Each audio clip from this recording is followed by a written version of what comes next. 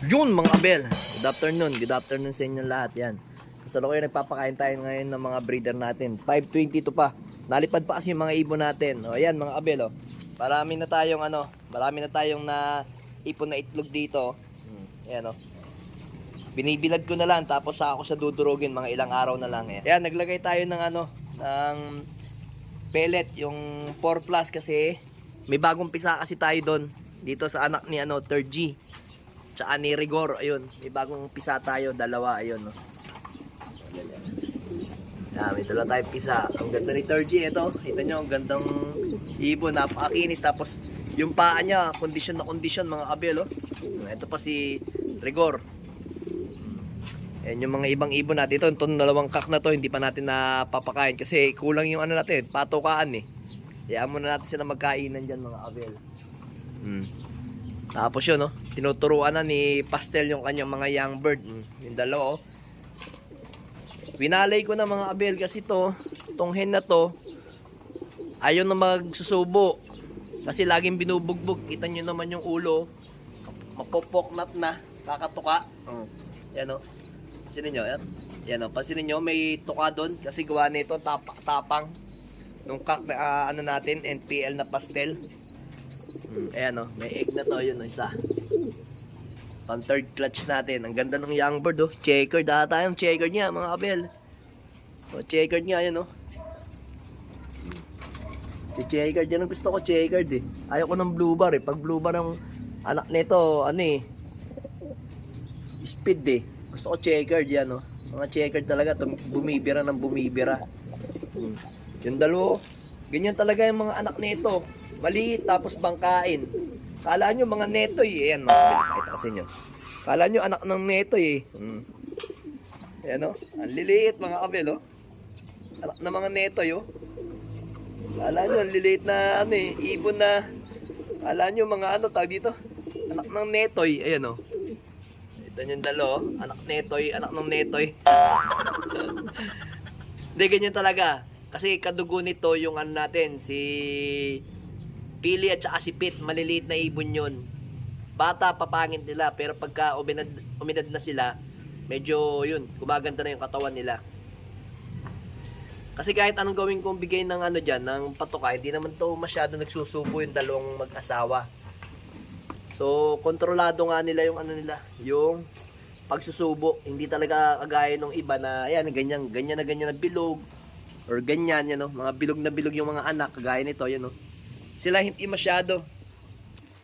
Kumbaga, hindi sila kagaya ng iba na diet. Kumbaga, todo subo ito, hindi masyado. Ganyan talaga, mga payat na inakay.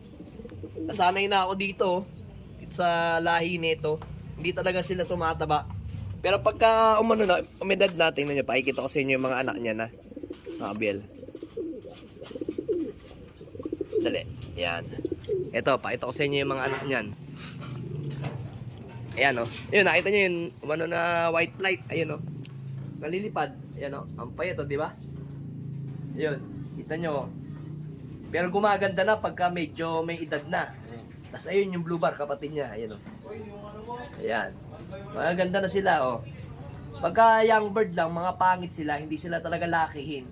Pero pagka nagka-edad na, ganyan ang mga itsura, gumaganda na sila. Mga itsura nila, oh. Mga ibon natin, nasa na? Nagro-ronda, parang may napansin ako nagro-ronda na. Nasa na mga ibon natin? Halos na sila.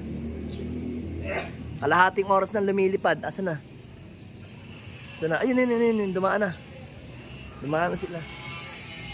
Kasi meron na tayong katabingan na yun, oh. Ginagawa mo dito. Bagong gasolinahan na yan. O, ayan, oh. Yun, oh. Yung mga ibon natin nandun. Ito naglilipad.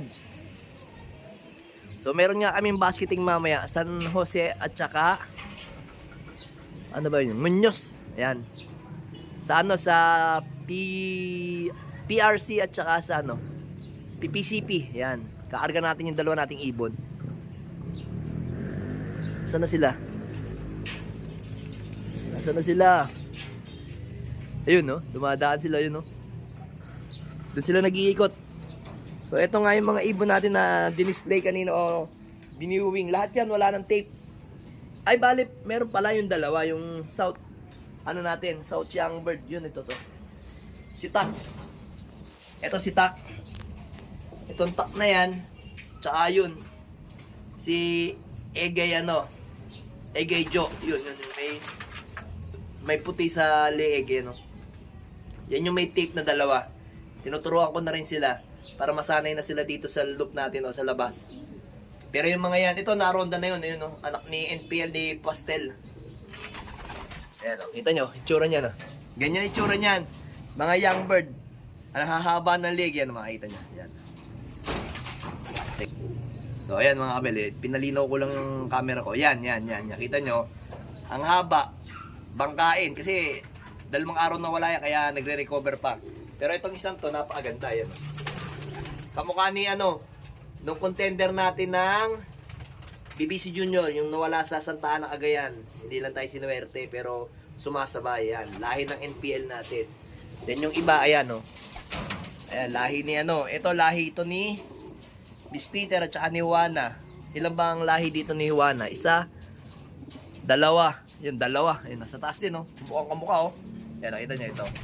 Tsaka ito, mukhang kamukha, magkamukha, magkapatid. Tapos ito, anak naman ni Emil. Ayan, yan, dalawang yan. Nagtitriper na yun, tsaka dark check na yan. Yung mga ibon natin. Itong grizzle na to, kakto. Gusto ko nang iwalay ito kasi nasa 7 months old na siya. So, pagka umedad yan ng mga, ano bang edad? Mga 1 taon. Kasi bala ko gamitin yan summer at saka winter. Yung mga anak niyan, mga kabiel. Kasi pwede na i-breed yan kasi na 7 months old na. Pero summer, try natin yung anak nito. Tsaka winter. Summer, susubukan ko kasi unang yan, mga ngasta yan Mamimili lang tayo sa mga babae. Sa mga babae na breeder natin doon para ma-breed natin sa grizzle na to. Napakaganda ng grizzle na to. Yung kapatid niyan, hen, sana this winter sa BBC, BBC tama, na i-allbird ko lang kasi siya. Sana hari nawa, maging maganda yung laban niya, maging maganda ang result niya. Para pwede na rin natin gawin siyang breeder. Gandang ibon na ito. Ano yan, Luis Luis Vandenbroek yan. Kaya yung gustong gusto ko sa ibon na to. Kasi mahilig tayo sa mga Vandenbroek yan. Solid yung ibon na yan mga kabiel. Bale, lahat ng mga anak niyan, mga kapatid niyan, mga overall. Tapos ang huling lipad nito, super set winner sa 1 bat sa Batangas. Hindi ko alam kung second or third overall champion yun, yung ibon na yun, yung kapatid nito. Tapos ngayon, eto nga, binigay sa akin to. Ito, naging stock ko kasi gawa ng basag ng singsing. Tapos yung sumunod ditong clutch, nasa Alegre OLR. Tapos sumunod uli, alam ko, gagawing stock naman yon yung pang third clutch. Yan. Kasi apakagandang ibon. Talaga naman, solid. Wala kang masabi. Yan. Tagal pa lumipad ng mga ibon natin, mga kabil. Mamaya pa Ayun, andito na sila. Ayun pala. Sok. Ayun. Diyan sila. Hindi natin magbabaan. Babaan na yung mga yan. Pipitik pa kayo isa. Ayan, nagpitikan to. Yun, nagpitikan pa nga, Ayan pa. So, hayaan lang natin sila magro-ronda. Hayaan muna natin. Kasi bukas Friday, basketing na naman, ayun. So, kailangan maging sila, alerto sa katawan nila, o maging body fit sila sa paparating na first lap ng BBC. Para, para magandang maging result nila sa first lap Derby Young Bird ng BBC. Hindi ko pa nga alam kung saan kung Bawang La Union ba? O Agoho La Union ng first lap derby namin bukas. Hindi kasi ako natingin ng ng mga schedule pa ngayon kasi yun nga. Wala pa naman silang pinopost. Bumaba na yung white flight na Pagod siya Ingal kabayo. Unang-unang bumababa. Yun roda pa, yan. So ito nga mga kabel, malalaki na rin yung mga young bird natin dito. Ayan. Hari nawa, maging magandang Lipad nitong mga to sa BBC Junior, BBC Abuyog at saka PUF. Yan, gandang mga ibon, no? Sana, hari na ba? Alright, let's go!